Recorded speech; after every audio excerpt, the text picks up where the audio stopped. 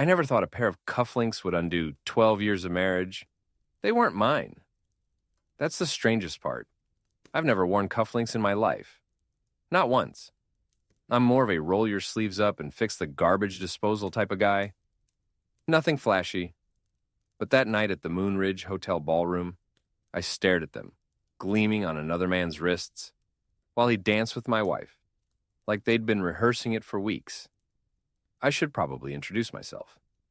My name is Mariel. Yeah, I know, weird name. Blame my grandmother. I'm 41, from Nebraska originally. But I've lived in Dalton Springs, Arizona, since I married a girl named Karen Blake, or just Corey, like she insists on being called. Now she's got this laugh that turns heads in a room sharp, effortless, like wind chimes in a storm. I used to be the one who made her laugh like that. But somewhere between raising a daughter, replacing the roof twice, and losing my job during the restructuring last year, I guess, I faded into the background last Friday. Corey asked Ed me to come to a benefit gala. Her office was co-hosting. I was surprised she even mentioned it. She normally doesn't want me anywhere near her work events. She said it might be good for both of us to go. Her voice was chipper forced. I mistook that for hope.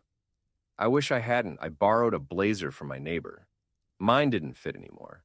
Tried to trim the wild hair on the back of my neck in the mirror, and even practiced smiling because I wanted to seem like I still belonged at her side. The venue was all marble floors and champagne flutes. People in suits that probably cost more than my monthly mortgage. I felt like I'd walked into a movie I wasn't cast in. Corey looked stunning, like television stunning black backless dress hair tied up in some intricate knot, her perfume hitting me like memory overload. She barely acknowledged me as we walked in. I knew something was wrong when she spotted him. Tall, dark suit, polished shoes, and those damn cufflinks, silver with some kind of crest or emblem I didn't recall. Nice. He was standing by the bar, leaning casually glass of something. Amber in hand, Corey's posture shifted the moment she saw him. Straighter, more alert, as if gravity changed around him. I asked who he was. She mumbled, "Just a colleague." "Relax, Mariel," she said. And relax. Minutes later, they were dancing, not a polite two-step, not a group number, but slow, intentional. Close's hand settled on the small of her back like it belonged there. She was smiling that smile, the one I hadn't seen directed at me in over a year. I stood there like an idiot, clutching a half-warmed drink, pretending to read a silent auction list pinned to the wall. My ears burned. My hands didn't know what to do. People walked by, some glancing at me like they knew, like they were in on the joke. I wanted to disappear. When the song ended, I caught her arm gently as she passed by, on her way back to the dance floor. "Can we talk for a second?" I whispered. Corey looked at me like I was asking to borrow her car keys. I said quietly but firmly, "If you go back out there and dance with him again, then we're going to have a serious..." She rolled her eyes. "A serious what, Mariel?" I froze because I didn't even know how to finish that sentence conversation breakdown ending. But she didn't wait. She turned, she walked, she danced, and I just stood there, watching, knowing in my gut that something had shifted forever. That was the moment I realized she didn't care if I was watching. Maybe she wanted me to, but what came after, I wasn't ready for her. I didn't wait for her to finish the second dance. I walked out, not dramatically, not in a storm of footsteps, but like a man who's just realized he forgot his place in the story, like the extra on a set who just figured out the camera was never pointing at him. I found the side exit and stepped into the night air, where the dull roar of the event faded behind a wall of thick hedges and soft jazz leaking through the glass. I stood in the parking lot, pretending to look at my phone. Even though I wasn't checking anything, I just needed to look like I belonged somewhere. Truth was, I didn't want anyone to see my face. My own skin felt foreign, one. 0 minutes passed. 15, I almost left, got in the car, key halfway in the ignition. But some misplaced sense of decency told me I should wait. She was still my wife. We had driven there together. I wasn't going to walk away that easily. Not yet. The passenger door opened. Suddenly she slid in, clutching her phone. eyes blazing like I was the one who'd embarrassed her. You just left. She snapped at my event seriously. I didn't answer at first. I looked at her, not in anger, not in panic, just confusion. Sai, what are you doing with that guy? She scoffed. You mean Owen?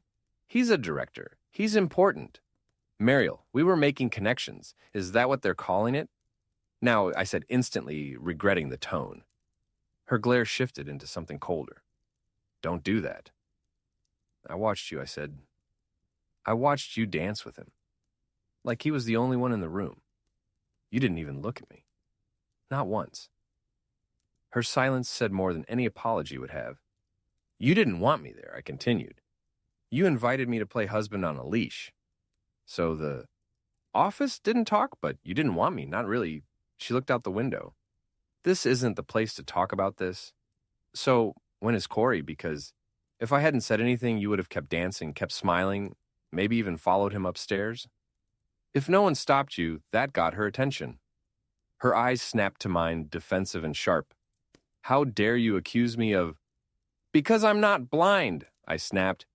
You treat me like a houseplant.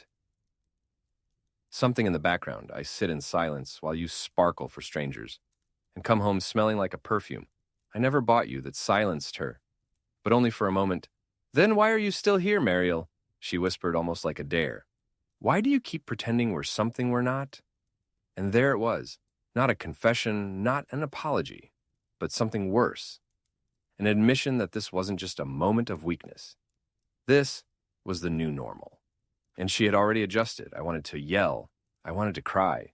I wanted to demand she explain how we went from honeymoon road trips in the Rockies to sitting in the parking lot like two strangers in formal wear, pretending we still had something to lose, but I didn't. Instead, I started the car.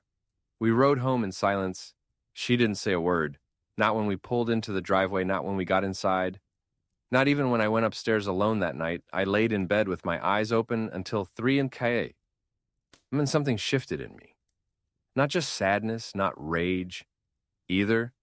Something deeper. Something that told me I needed to know the truth. And that meant finding out what she was hiding behind that man, that dance, and that lie. She called our marriage. What I found next would make me question everything. I didn't go to sleep that night. Not really. I stayed in the guest room, or as we used to call it, the junk room. Back before things went quiet between us. I sat on the edge of the bed, fully dressed, the tie still around my neck like a noose. I forgot to take off. I stared at the floor, at the wall, at nothing. Just running the same loop in my head, that dance, that smirk, that damn pair of cufflinks. By 4 way. I finally gave up, pretending I stood, walked into the hallway, and looked at our bedroom door. It was closed. No sounds, no movement.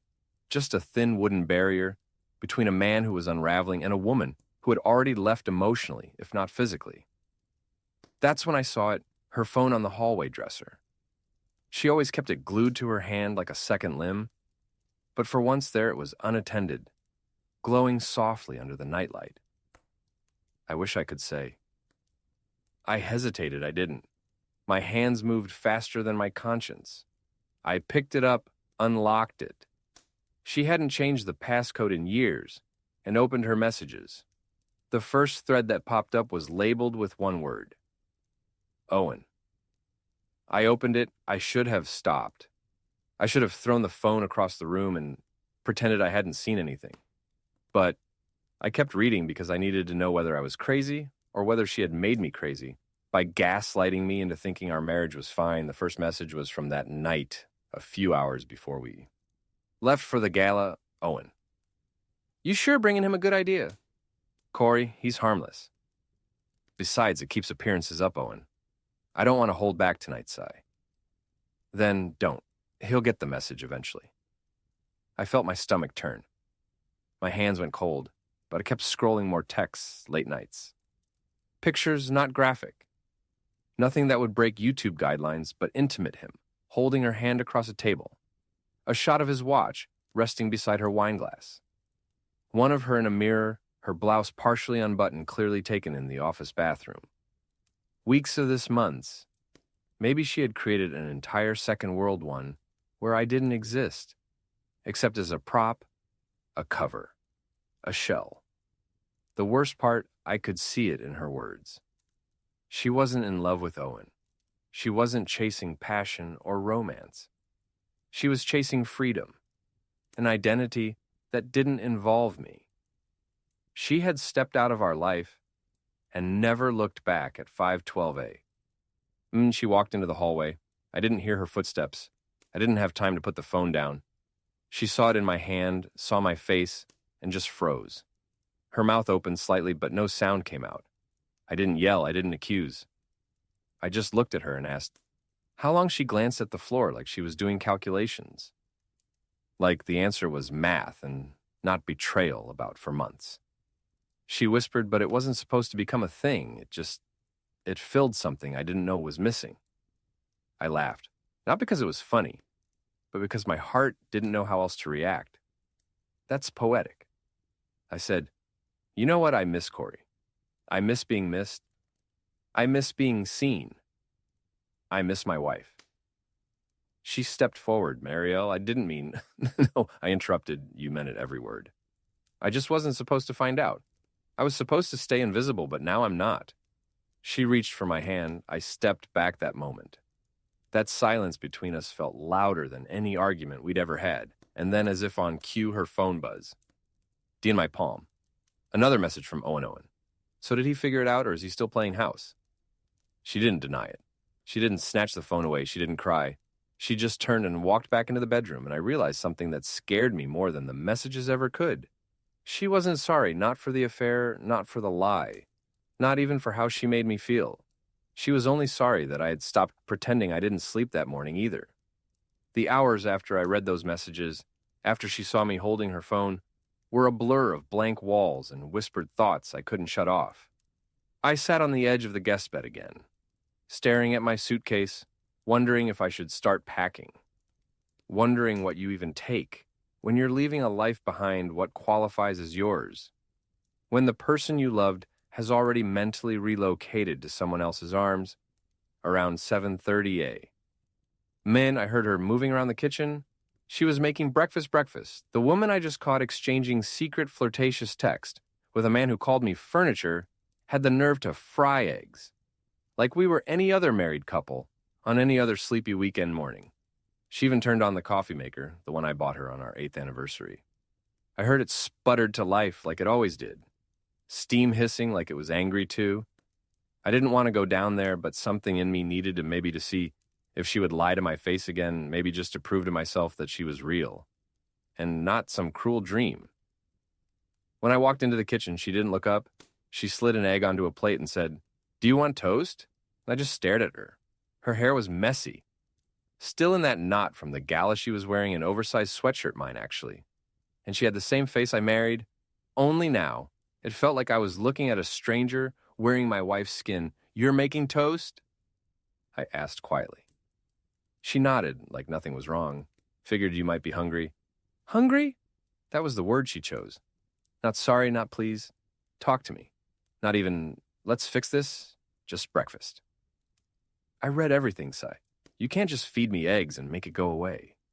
She finally looked at me, leaning slightly against the counter. Like, this was just another Saturday, I know. She said there was no fear in her voice, no apology, no tears, just a kind of resignation.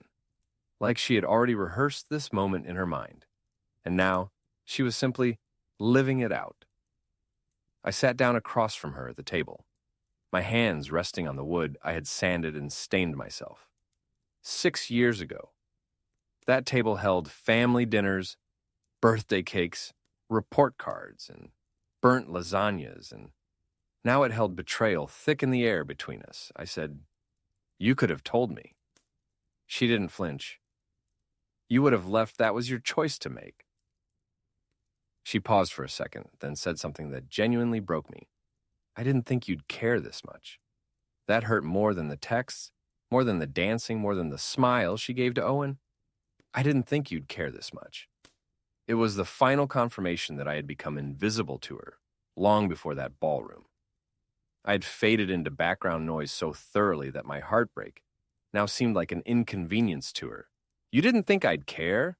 I said slowly, almost laughing. "I've loved you since I was 29. Corey, you think I stuck around after 2 miscarriages?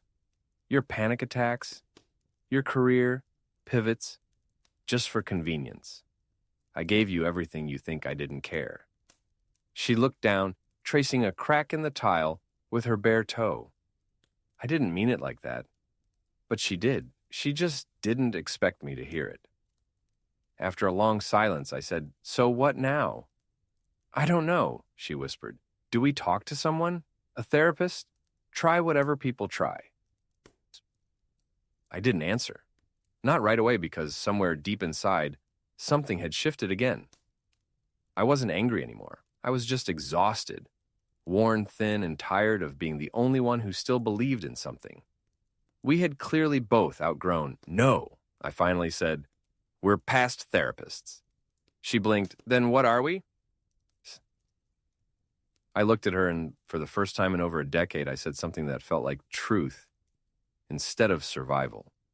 "We're 2 people who used to be in love, and now we're just scared of starting over." Her eyes welled for the first time. But I didn't lean in. I didn't reach across the table. I let the moment hang because I didn't trust her tears anymore. I stood up and went back upstairs. I needed air. I needed space.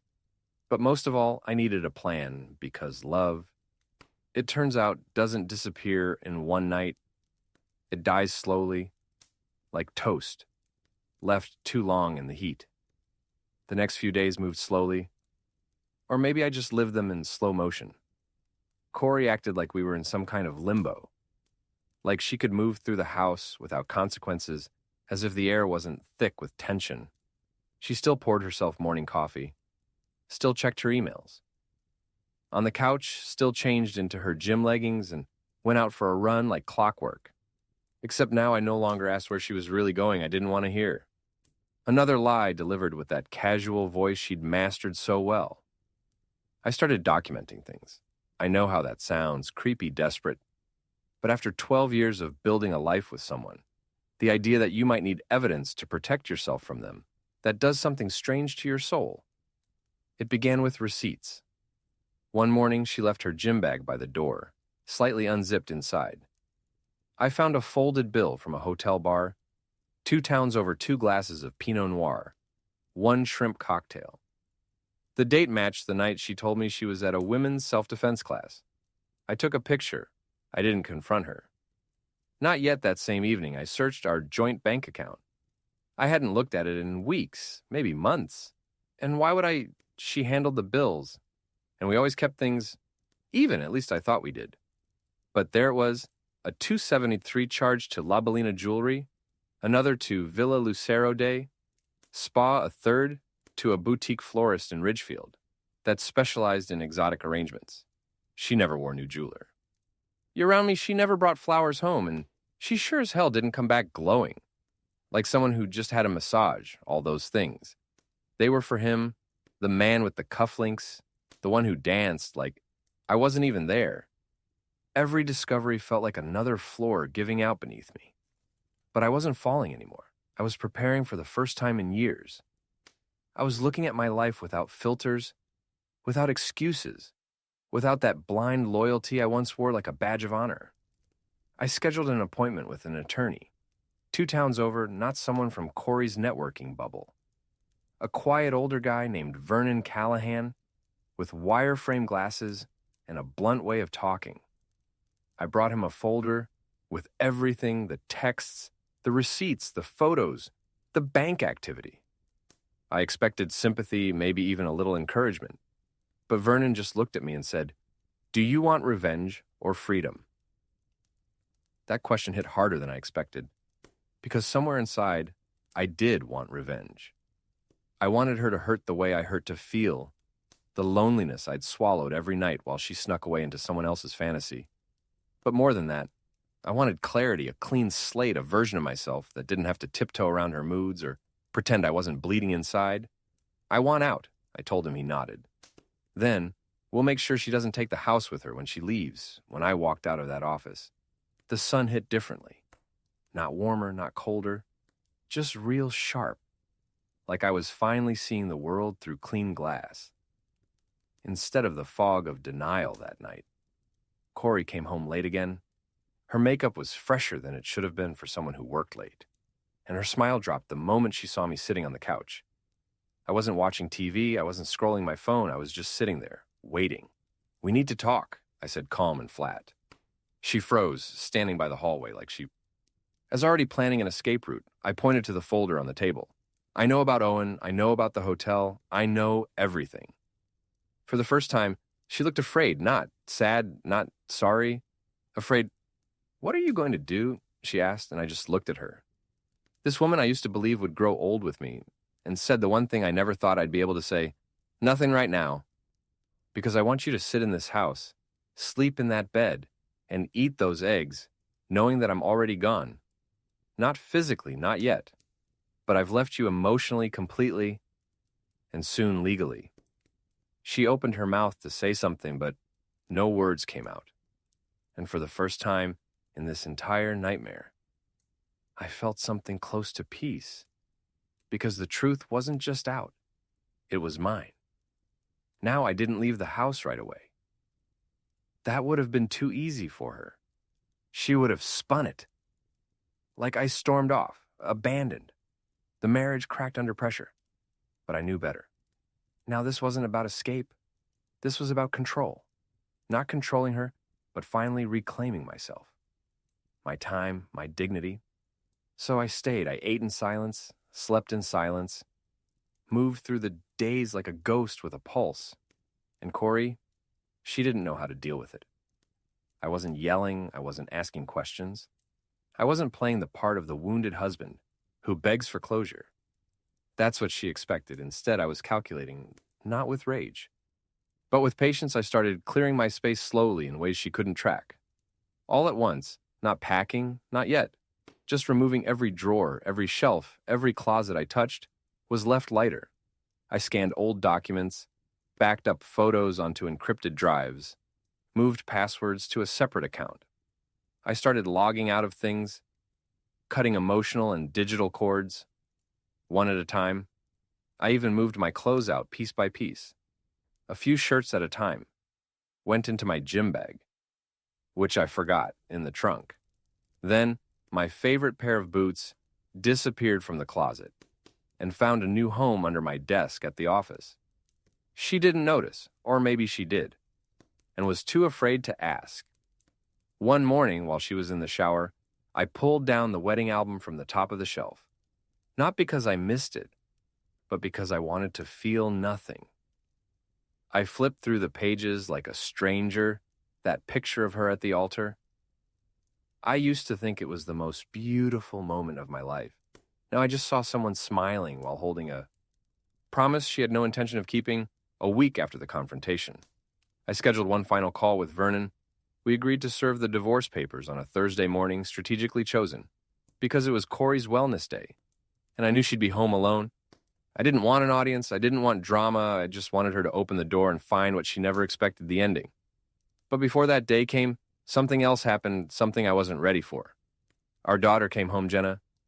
She's 20 in college, 3 states over, studying interior design. She hadn't been back in months. She texted me the day before. Surprise visit just for the weekend. Don't tell Mom. Smiley face, my stomach dropped. I didn't want her to walk in on this mess. She still thought of us as a cute older couple. Still bragged to friends about how her parents stayed married when everyone else divorced.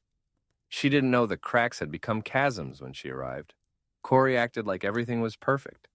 She hugged her, made the sag. Now I even pulled out the dusty board games from the hall closet in Jenna. She was glowing, laughing, telling us stories about dorm life professors. Some guy named Travis. She wasn't ready to call her boyfriend yet, and I sat there nodding, smiling, playing along, like I wasn't about to tear the foundation of her childhood apart. In less than 48 hours that night, Jenna asked if she could sleep in her old room. I helped her unpack a small overnight bag, listened to her playlist of acoustic covers and bad TikTok songs, and told her goodnight as I closed the door behind me. I just stood in the hallway for a while, staring at the picture frames that lined the walls. Family vacations, snow days, birthday cakes, a life built on memories that didn't match the present anymore. Corey walked out of our bedroom wearing her robe. She whispered, "You're not really doing this. Are you not with Jenna here?" I looked at her like I'd never seen her before. "I didn't choose the timing, you chose everything else." She bit her lip, probably hoping to cry, maybe even hoping I'd bend, but I didn't. Because you don't get to cheat lie. And then ask for postponement because the optics aren't ideal. I turned away and walked down the stairs, leaving her standing there in silence. That was the night I made my final plan. Because I wouldn't just hand her a folder anymore, I was going to hand her the future, the one she created without me. And then I'd finally walk away from the woman who forgot I existed even while standing right in front of her the morning I handed her the envelope. The sky was gray, not dramatic gray, like in movies, just that heavy overcast quiet that settles over a neighborhood before rain. I remember standing in the kitchen holding the same coffee mug I'd held 1,000 times before the chipped one from that road trip to Oregon. We took back when things still felt simple. It suddenly felt like I was holding an artifact from a dead civilization. Corey walked in wearing jeans and a tank top, her hair still wet from a shower. Jenna was upstairs getting ready to meet an old high school friend for brunch, blissfully unaware of the war about to break open. Just a few feet beneath her, I didn't say a word. I just placed the envelope on the counter between us. She stared at it. Her fingers hovered over the seal, like it might burn her. "What is this?" said she asked, voice low but sharp. "You know what it is?" I said she didn't open it right away. She just looked at me, and for the first time in a long time, I saw something raw in her eyes. Not guilt, not shame, fear, but not the kind that comes from loss. It was the fear of being seen without her mask. "Don't do this," she said quietly. "Not while Jin is here." I didn't plan for her to visit, but I'm not waiting another day to pretend we're something we're not. She finally tore open the envelope, her hands shaking just enough for me to notice. As she skimmed the pages, the official filing the date stamp, the outline of terms I'd worked on with Vernon. Her mouth slowly opened, but no words came out. Then she asked the question I'd been waiting for. "Are you really going through with this?" I just nodded. "It's already filed. You'll get a separate notice from your attorney." She set the envelope down and crossed her arms. "So what you get to play the victim now after everything I gave up for this family?" I stared at her. "You didn't give up anything. Corey, you traded me in silently. You just didn't expect the return policy to work both ways." She blinked. "That one landed. I gave you stability." She said, her voice rising support. "Do you think Owen was around for Jin visit last year, or when your uncle died? You think he would have helped you hold things together when the company laid you off." I felt heat in my chest, not anger, but something like heartbreak with teeth. And yet I said slowly, "You were texting him in our house. You were laughing at my expense. You brought me to the party so he could watch you parade around like I didn't exist." She didn't deny it, just looked away. And then from upstairs, Jenna called out, "Hey, you guys okay down there?" We both froze. Corey's eyes darted toward the staircase, panic crawling across her face. I saw her next move before she even said it. "You tell her, and I swear, I'll never forgive you." That was her play, not an apology. Not remorse, just a warning to keep her image intact, even if it meant silencing the truth again. "I'm not going to destroy her view of you. I said not today, but someday, she's going to ask what happened. And when she does, I'll tell her the truth, all of it." Corey swallowed hard. "She'll hate me. Then you'll know how it feels." That was the last thing I said before stepping away from the counter. I went upstairs, knocked on Jenna's door, and told her I'd be heading out for the afternoon to get some air. She smiled, completely unaware. She gave me a hug and told me to bring back cookies from the farmer's market if I passed by it. That hug stayed with me all day, like a reminder of the version of life I was walking away from. Not because I wanted to, but because I had to. Later that afternoon, I got a call from Vernon. "Looks like she read the terms," he said flatly. "Her lawyer's already reaching out." "Good," I said. "I want it clean. No kids involved." She doesn't get the house. You keep your retirement accounts. This won't be war unless she makes it one she won't. I said she only fights when she thinks she can still win. There was a pause. Then Vernon said something I didn't expect. You handled this better than most men I've seen in your situation. I didn't know how to respond. I wasn't proud. I wasn't relieved. I was just tired, thanks. I said, I'm not sure it feels like handling, but I'm still standing, and that somehow was enough because I hadn't just served her papers. I'd handed her the moment she never believed would come. The moment I finally stopped standing in the background of her life. And the moment she realized that the man she thought would never leave already had 3 months. Later, the house was mine, officially and entirely, not just legally. I mean that in a deeper way. The silence that once felt suffocating had become calm. The kitchen, which once echoed with half-hearted conversations in vain, lead resentment, was now a space for music and coffee and breathing freely.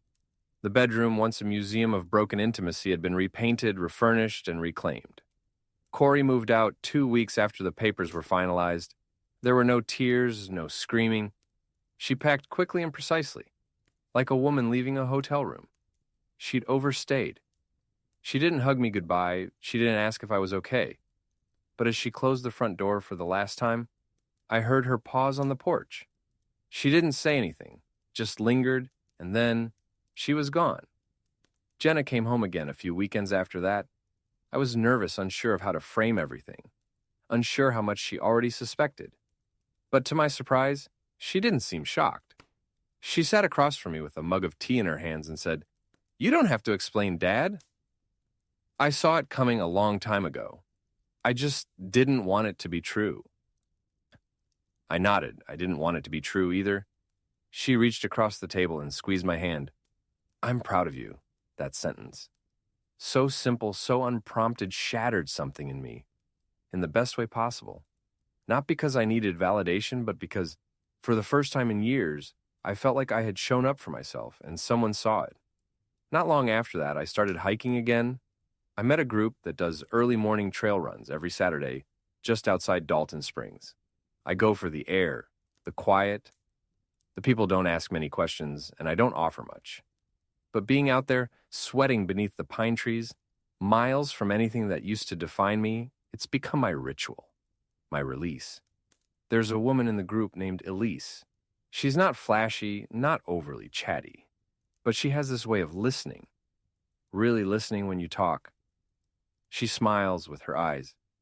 She doesn't ask about my past, and I don't ask about hers. Not yet, and that's okay. We've had coffee twice. No pressure, no labels. Just two people relearning. He's sound of laughter without weight attached to it.